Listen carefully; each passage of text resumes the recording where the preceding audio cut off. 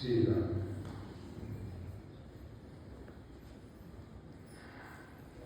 जय श्री राम। दर्शन कितना आज लगी प्रेम किया से प्रेम। इसके साथ एक ये भी रख दिया गया है, जय श्री राम, श्री राम मंदिर और भगवान श्री राम मंदिर जैसा है वैसा है। श्री राम। ये जो अवतार भी है रामचरितमानस में श्री भरत जी के द्वारा कहा गया है। श्री भरत जी परमात्मा श्री राम के प्रति उनका अगाध प्रेम है। फिर भी देखा जाता है लक्ष्मण जी भरत जी के स्थान पर भगवान श्री राम के बिल्कुल निकट रहते हैं, और भरत जी कभी ननिहाल चले जाते हैं, कभी जब खेल होता है तो उसमें भी भगवान के विरोध में खड़े हुए दिखाई देते हैं खेल में। जबकि खेल में हारूं खेल जीता गई मोही, ऐसा भरत जी ने श्याम में मुखारबिन से कहा है। खेल में भी भगवान ने मेरे को कभी हारने नहीं दिया। आज मैं जो उससे निवेदन करने के लिए, प्रार्थना करने के लिए आया हूँ, उसमें भी भगवान मेरी बात रखेंगे, ऐसा उनका आग्रह है। परंतु ये जो दर्शन पे कितना आग लगी, नयन प्यासे भरत जी का अगर नेत्रों से ही दर्शन का भाव होता तो वो उनके निकट रहते हैं। भरत जी जिस दर्शन की बात कर रहे हैं वो दर्शन साधारण इन चारों चक्रों का नहीं होना चाहिए। अगर ऐसा होता तो सुनिश्चित था कि वो उनका सानिध्य नहीं छोड़ते, जिस प्रकार से लक्ष्मण जी ने कभी भी भगवान श्री राम का सानिध्य नहीं छोड़ा। और जिस समय महाप्रयाग के पूर्व कुछ घटनाएं इस प्रकार की घटित हुई, काल आया था और भगवान से निवेदन करने, प्रार्थना करने, परंतु काल एक साधु के रूप में आया और भगवान से निवेदन किया कि हम आपके साथ जो वार्ता करेंगे उस वार्ता को ना तो कोई देखे ना कोई सुने। अगर उस वार्ता के बीच में कोई भी व्यक्ति उपस्थित होगा तो उसको आपको प्राणदंड देना होगा। और भगवान श्री राम ने बात स्वीकार की। काल ने निवेदन किया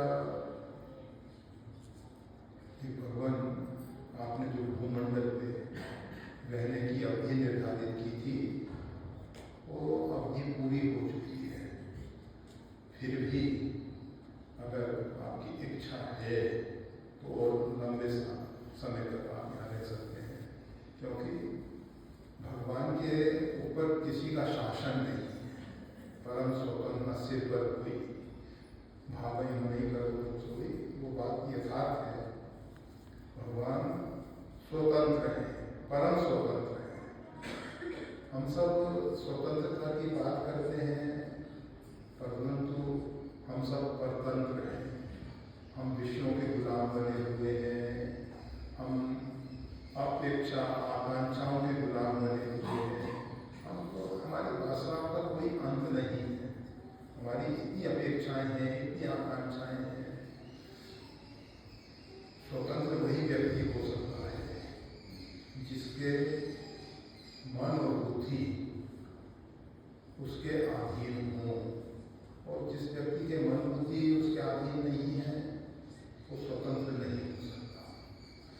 तो भगवान परम स्वतंत्र हैं, परम स्वतंत्र हैं, और सार्वभौम अस्तित्व उनके नियति के अंतर्गत जो विधि है उसमें चल रहा है। भगवान कुछ नहीं करते, परंतु जैसा पहले भी कहा गया, भगवान की इच्छा के बिना एक पत्ता भी नहीं हिलता है। सार्वभौम अस्तित्व में जो कुछ भी घटना घटित होती है वो सब परमात्मा की सापेक्षता से होती है। परमात्मा तटस्थ रहते हुए, कूटस्थ रहते हुए, तुम देखन, मतलब भगवान जब देखन तुम देखन हारे, ये जगत रूपी जो तमाशा है, खेल है, नाटक है, इसके दृष्टा बन के साक्षी भाव से देख रहे हैं। भगवान इसमें करता नहीं है, परंतु उनकी जो प्रकृति है उसमें जो एक नियति निर्धारित कर रखी है उसके हिसाब से हो रहा है, और उस नियति में भी कुछ भी अनर्गल नहीं होता है, सब मंगलमय होता है। हम नहीं समझ पाते, ये हमारी नासमझी है, अल्पज्ञता है। परमात्मा का प्रत्येक विधान प्रत्येक के लिए कल्याणकारी है। जो भगवान के आश्रित हैं वो भगवान के मंगलमय विधान को समझ जाते हैं, और जो भगवान से विमुख है वो भगवान की लीलाओं को समझ नहीं पाते हैं। यहाँ भी आपने खरदूषण तीसरा इत्यादि का पद चलता है, राक्षसों का पद, राम राम कही मंत्र नहीं पावही पद निर्वाण कल उपाय तुम्हारे जन्मे कृपा निधान। भगवान कृपा निधान है, दुष्टों का संहार किया परंतु उनको सदगति मिले, इसलिए परस्पर भगवान ने गंधर्व अस्त्र का प्रयोग किया, जिसके माध्यम से परस्पर एक दूसरे को सब राममय देखने लगे, और राममय देखते हुए उन्होंने शरीर का त्याग किया, और राम राम नहीं करते रहे। भगवान का नाम बोलते हुए, लेते हुए, भले ही वेद भाव से लिया परंतु लिया, और वही पद निर्वाण। तो भगवान ऐसे दयालु हैं, संसार के लोग मारते हैं परंतु मोक्ष नहीं दे पाते, निर्वाण नहीं दे पाते। तो भगवान का प्रत्येक विधान मंगलमय है। काल जो है भगवान के समक्ष उपस्थित हुए थे, और भगवान से वार्ता हो रही थी। उसी समय लक्ष्मण जी को भगवान श्री राम ने प्रहरी के रूप में बाहर नियुक्त कर रखा था कि कोई भी हम दोनों की वार्ता ना तो देख सके ना सुन सके। और उसी समय महर्षि दुर्वासा पधारे, और दुर्वासा जी ने कहा कि भगवान श्री राम से हमको मिलना है।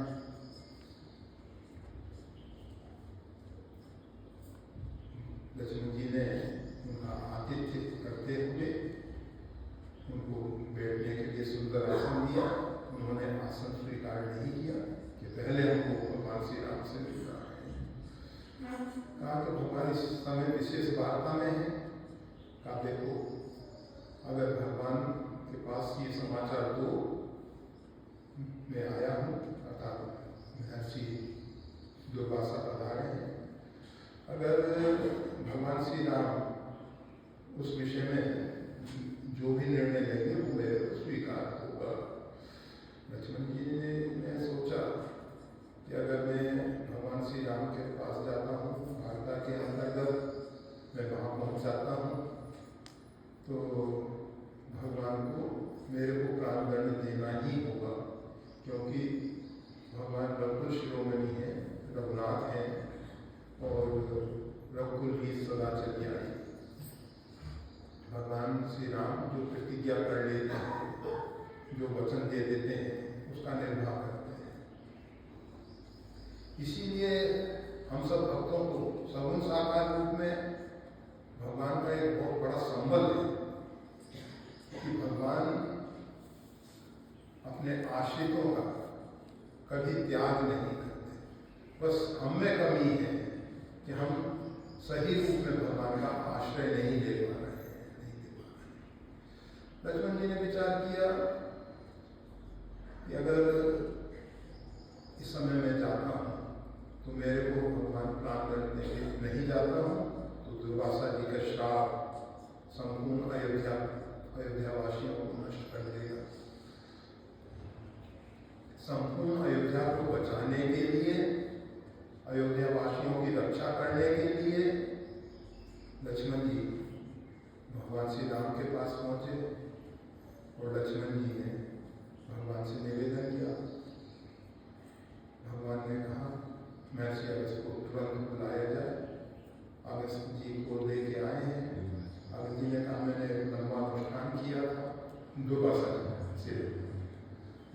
जी को लेकर आए। उन्होंने कहा कि मैंने लंबा अनुष्ठान किया था और अनुष्ठान के बाद मैं भोजन ग्रहण करने पारणा करना चाहता हूँ और पारणा के लिए पवित्र अन्न आपके अतिरिक्त किसी दूसरे का नहीं हो सकता है, इसीलिए आपके यहाँ आया हूँ कि आपके यहाँ का पवित्र अन्न ग्रहण करूँगा। भगवान श्री राम ने भोजन इत्यादि की व्यवस्था की है। दुर्वासा जी वहाँ से पधार गए। भगवान ने लक्ष्मण जी से कहा वार्ता के समय वार्ता पूरी हो गई थी, परंतु उस समय वो महापुरुष मेरे पास विराजमान थे, उसी समय तुमने प्रवेश कर दिया, अर्थात तुमने वार्ता करते हुए देखा। सुनी तो नहीं है तुमने वार्ता, परंतु देखा जरूर है। इसलिए मेरे को दिवस हो गए और अपनी प्रतिज्ञा पूरी करनी होगी। सुमंत्र जी, गुरु वशिष्ठ जी इत्यादि को बुलाया गया है। सुमंत्र जी ने कहा लक्ष्मण जी को इस प्रकार से प्राण दंड, मृत्यु दंड देना अनुचित होगा। गुरु वशिष्ठ ने कहा राम, आपने अभी तक पूरे जीवन में जब से आप भूमंडल पे, पृथ्वी पे राम रूप में पधारे हैं, अभी तक धर्म का त्याग नहीं किया है और ये अब आपके लीला का संवरण का समय आ गया है।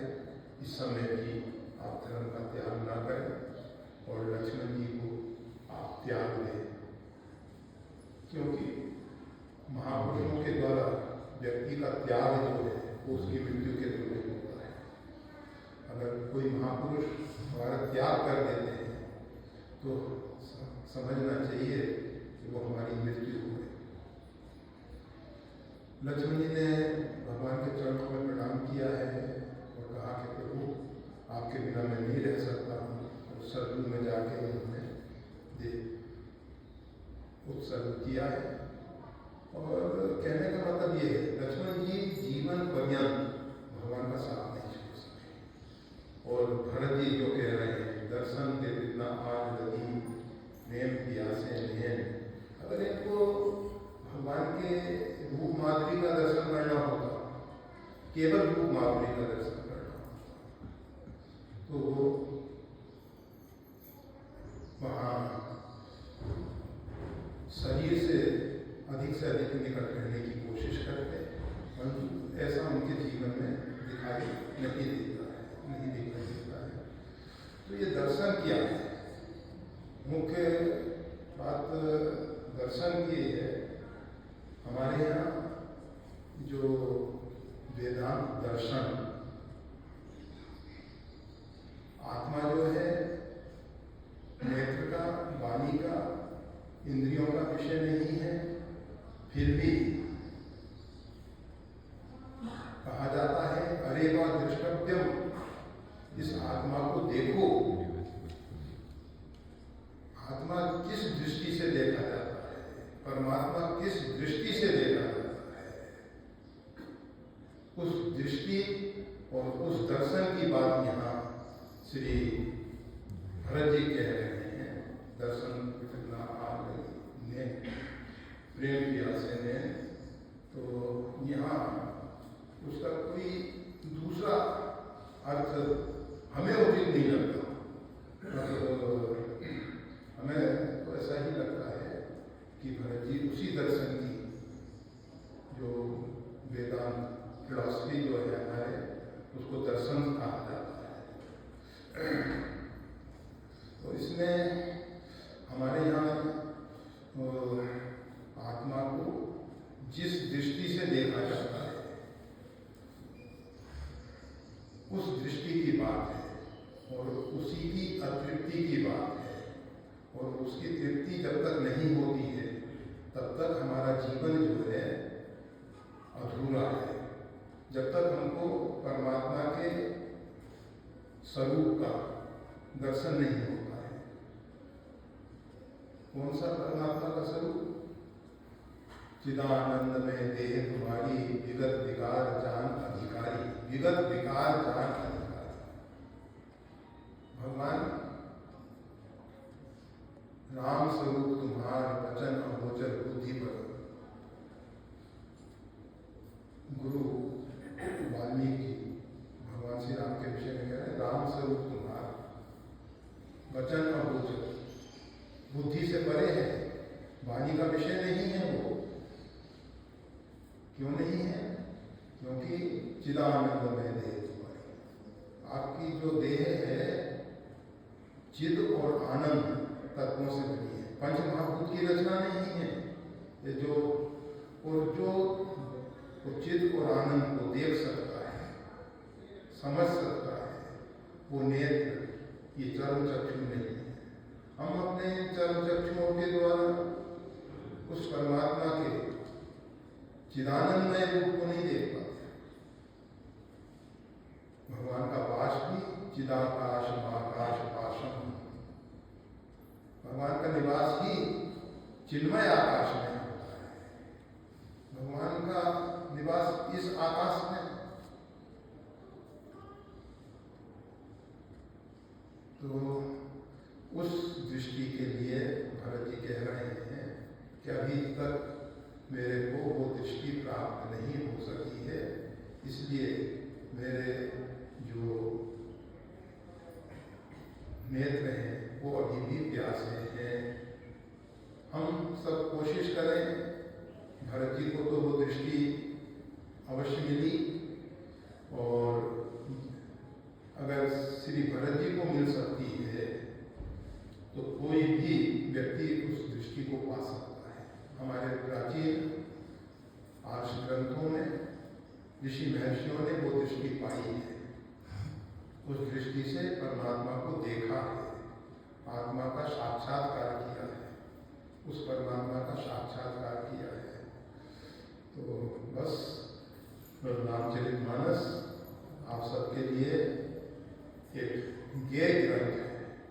इसके द्वारा आप परमात्मा को, रामायण राम जी का घर है, ये अयन घर है रामायण, और इसमें जिस प्रकार से चित्रकूट प्रभु सब दिन बसत, चित्रकूट में भगवान सब दिन निवास करते हैं। गोस्वामी तुलसीदास जी वहाँ रहे, उन्होंने उसका प्रत्यक्ष अनुभव किया कि चित्रकूट प्रभु सब दिन बसत। परंतु हम सब सोचें कि आदि भौतिक दृष्टि से चित्रकूट में आज जाके भगवान को देख लें, नहीं देख पाएंगे। जनकपुर वासी, मिथिलावासी कहते हैं विवाह के बाद भगवान श्री राम जो है मिथिला को छोड़ के गए ही नहीं, इसलिए वो उपासना जो करते हैं दूल्हा सरकार की करते हैं, वो आगे के राम को नहीं, दूल्हा सरकार की उपासना करते हैं। और ब्रजवासियों की धारणा मान्यता है भगवान ब्रज को छोड़ के कहीं बाहर नहीं जाते हैं। हम सब द्वारकाधीश, डाकोर इत्यादि जाया करते हैं, द्वारकाधीश का दर्शन करने जाते हैं, परंतु ब्रजवासी वो कहते हैं कि नहीं, सब तीर्थ हमारे यहाँ, हमारे श्री कृष्ण जो है कभी छोड़, तो उन सब के पास वो दृष्टि है जिससे वो परमात्मा देखा जा सकता है, चिदानंदमय देह। तो उस देह को देखने के लिए भगवान हम सब पे कृपा कर रहे हैं। अगर हम सही अर्थों में मानस को समझ सकें, रामचरित मानस को समझ सकें, और जिस दिन मानस समझ में आ जाए रामचरित मानस, गोस्वामी तुलसीदास जी स्पष्ट कहते हैं इनमें सप्त सोपाना रघुपति भक्ति के पंथाना, इसमें 7 सोपान है और रघुनाथ जी की भक्ति का मार्ग है। और इसमें कुछ नहीं है, ये जो कांड है ना, ये तो वाल्मीकि रामायण में बाल कांड, अयोध्या कांड, अरण्य कांड, किष्किंधा कांड, प्राचीन कृति जो गोस्वामी तुलसीदास जी के द्वारा लिखी थी और उसके द्वारा जो हस्तलिखित कृतियाँ थी, उनमें सोपान था, प्रथम सोपान। इसीलिए अभी भी आता है प्रथम सोपान समाप्त, द्वितीय सोपान, तृतीय सोपान, चतुर्थ सोपान। तो ये रामचरितमानस में सोपान है, सीढ़ी है। इनके माध्यम से हम अपने हृदय रूपी मानसरोवर में प्रवेश करके, स्नान करके उस परमात्मा का चिदानंदमय देह का अनुभव कर सकते हैं, साक्षात्कार कर सकते हैं। जय श्री राम।